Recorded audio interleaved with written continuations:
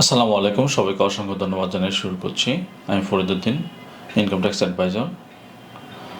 আমরা কিছুদিন আগে ট্রাভেল এজেন্সি লাইসেন্স এবং ট্রাভেল এজেন্সি প্রসেস নিয়ে কয়েকটা ভিডিও দেওয়ার প্রেক্ষিতে অনেকে আমাদেরকে কমেন্টস করছেন। তো চিন্তা করলাম যে কমেন্টসগুলোর অ্যান্সার ওভাবে না দিয়ে আমরা একটা ভিডিওর মাধ্যমে কমেন্টসগুলোর অ্যান্সার দেওয়ার চেষ্টা করি। প্রথমত যে কোশ্চনটি করছেন যে আমি একটা ট্রাভেল এজেন্সির এজেন্ট নেব, তাহলে কি আমাকে সিভিল এভিয়েশন লাইসেন্স করা লাগবে কি না?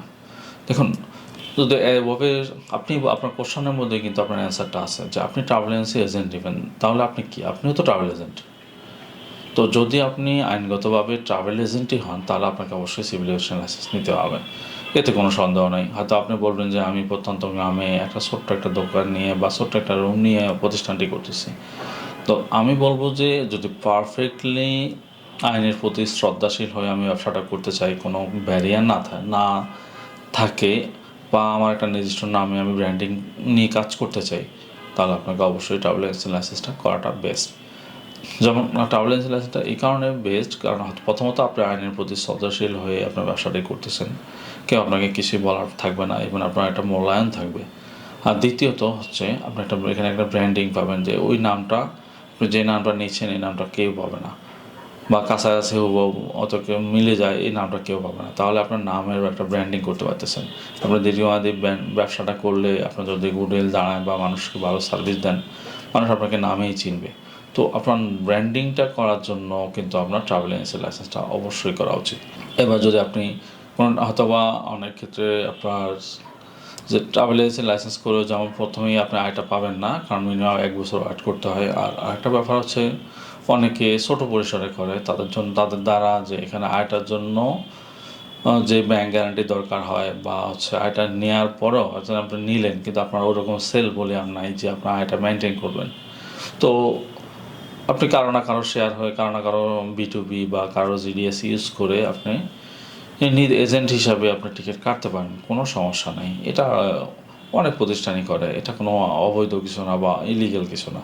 কিন্তু আপনাকে আপনার ট্রাভেল এজেন্সির লাইসেন্স নিয়েই ব্যবসাটা পরিচালনা করতে হবে। আর আসলে ওভারঅল ট্রাভেল এজেন্সি বিজনেসের ক্ষেত্রে অনেক নলেজের ব্যাপার আছে, যে আপনি এটা হয়তো অনেক প্রবলেম ফেস করবেন, করতে করতে আপনার জিনিসটা আয়ত্ত হবে।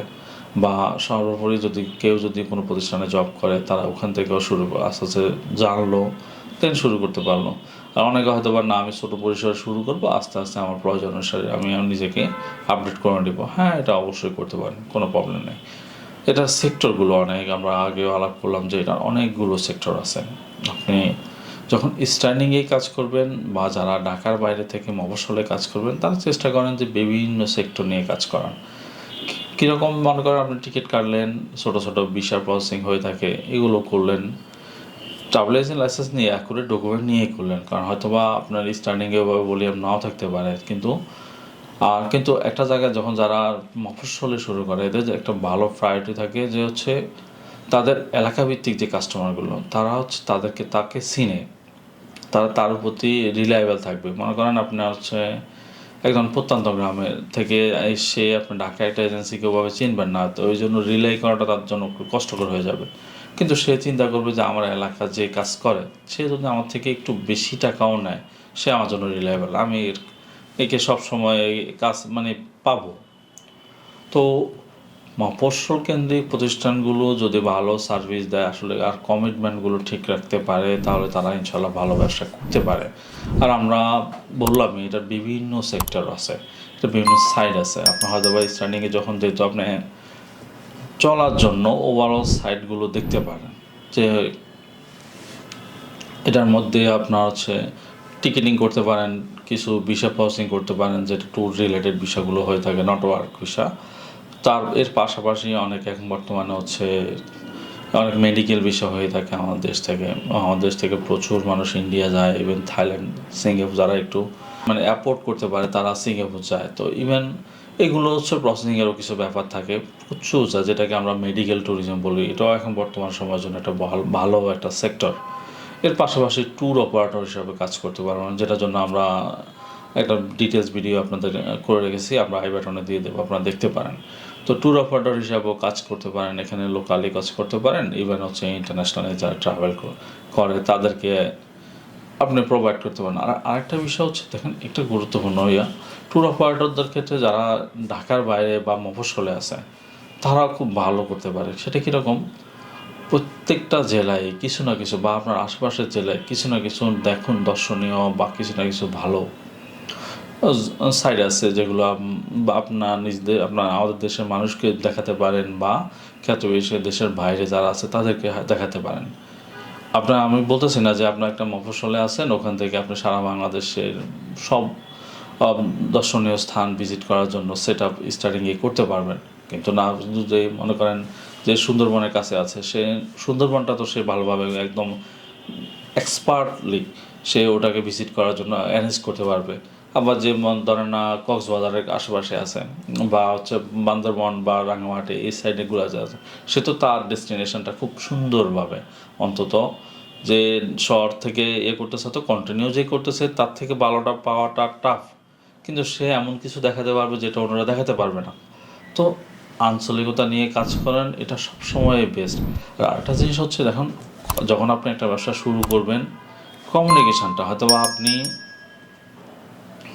রাঙামাটি থেকে ব্যবসাটা অপারেট করতেছেন, ভালো করতেছেন রাঙামাটিতে, তো যখন ব্যবসার খাতিরে আপনি এরকম আপনার মতো যে আরও কেউ বান্দরবন নিয়ে সুন্দরবন নিয়ে কাজ করতেছে, তো তার সাথে কমিউনিকেট করেন, তার সাথে একটা রিলেশন বিল্ড আপ করেন, তাহলে আপনি আপনার জায়গায় বেস্ট, উনি ওনার সুন্দরবন করতেছে ভিজিট নিয়ে কাজ করতেছে, উনি ওনার জায়গায় বেস্ট। তাহলে দুজনেই যখন কমিউনিকেট করে একটা সার্ভিস দাঁড় করবেন, ওনার বান্দরবন বা পার্বত্য এলাকা যে একটু ইয়েগুলো ওটা আপনাকে দিয়ে দিল, আপনার সুন্দরবন রিলেটেড যে ইয়েগুলো সেটা ওনাকে শেয়ার করে দিলেন, এতে দুইজনই একটা ফাইন্যান্সিয়ালি বেনিফিট হলেন এবং কাস্টমারদেরকে ভালো একটা সার্ভিস দিলেন। আর ওভারঅল ব্যবসায়ের ক্ষেত্রে ব্যবসায়িক কমিউনিকেশনগুলো অবশ্যই এটা নেগেটিভ সাইডে দেখা যাবে না, এটাকে অবশ্যই খুব ভালোভাবে মূল্যায়ন করতে হবে। আর দেখেন, ভিসা প্রসেসিংয়ের ক্ষেত্রেও বলি, আপনি যদি মাত্র সবটা পারবেন না, কিছু কিছু ক্ষেত্রে যেমন হচ্ছে আপনার মালয়েশিয়া, সিঙ্গাপুর এগুলো নির্দিষ্ট এজেন্টের মাধ্যমে দিতে হয়। এজেন্ট কারো না কারোর সাথে কমিউনিকেট করতে পারেন, এগুলো তো আসলে যদিও প্রফিট বেশি না, কিন্তু কাস্টমার বেশিরভাগ আমাদের দেশ থেকে সিঙ্গাপুর, থাইল্যান্ড, মালয়েশিয়া এই দেশেই বেশি ভিজিটও যায়। তো তাহলে যারা করে তাদের মাধ্যমে আপনি কমিউনিকেটটা করে এটা জমা দিতে পারেন। এর পাশাপাশি অন্য দেশগুলোতে প্রসেস করার জন্য শেখাটা অনেক গুরুত্বপূর্ণ।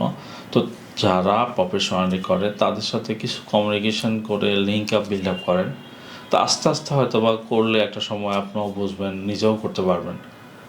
তো তখন তো আর আপনার নিজে যখন করতে পারবেন তখন আপনি ওকে হয়ে গেলেন।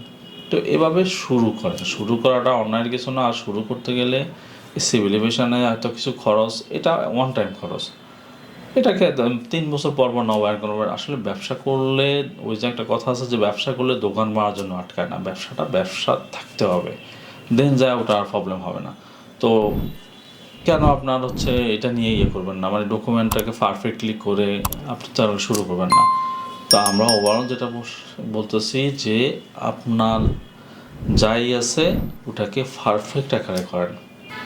আর আরেকটা প্রবলেম আমরা দেখছি যে রিসেন্টলি আমরা হচ্ছে সিভিল এভিয়েশন ওয়েবসাইটে অ্যাপ্লিকেশন প্রসেসে অনেক সময় অ্যাপ্রুভাল হতে সময় বেশি নেয়। এটা আসলে কমিউনিকেশনের মাধ্যমে মেইলিং করলে এটাকে কমিয়ে আনা সম্ভব। আর আমরা যদি আমাদের ভিডিওটি কোনো সিভিল এভিয়েশন কর্তৃপক্ষের কাছে যায় বা আমরা তাদেরকে অনুরোধ করবো এই প্রসেসটা আর একটু সহজ করে দেওয়ার জন্য, যে যেমন অ্যাপ্লিকেশান করলে অ্যাপ্লিকেশান অ্যাপ্রুভ হতে অনেক সময় 5-7 দিনও সময় লেগে যায়। তো বেশিরভাগ ক্ষেত্রে 1-2 দিনে হয়ে যায়, অনেক ক্ষেত্রে একটু বেশিও সময় লাগে। আবার কিছু কিছু ক্ষেত্রে সব ঠিক থাকলেও দেখা যায় যে অ্যাপ্লিকেশানটা রিজেক্ট হয়ে যায়, যে আপনার অ্যাপ্লাই করলেন নামটা রিজেক্ট হয়ে গেল, মানে নামটা না আবেদনটা রিজেক্ট হয়ে গেল, ইউজার আইডিটা একটু অ্যাপ্রুভ করে দিল না। তো এইসব ক্ষেত্রে হয়তো বা একটু সময় লাগতে পারে। তো আজকে সংক্ষিপ্ত অ্যান্সার এখানে শেষ করছি, দেখা হবে অন্য কোনো ভিডিওতে। আল্লাহ হাফেজ।